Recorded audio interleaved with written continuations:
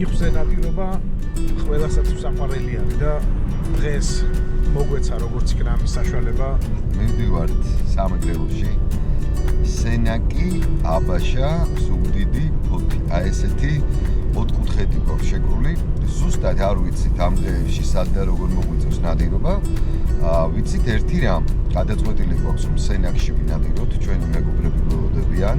თოვლი, წვიმა, სამწუხაროდ ქარი არ არის, მაგრამ არეული ამინდი არის მაინც და დიდი იმედი გვაქვს რომ იხვი შემოვა და მოგცემს კარგად ნადირობის საშუალებას. ჩვენი კარგი მეგობრები იქნებიან ჩვენთან ერთად, დათო იქნება კედესელიძე, გოგლიკა იქნება სტეფანა, ჯავა იქნება ჯანელიძე და გოგი იქნება ნიკოლეიშვილი.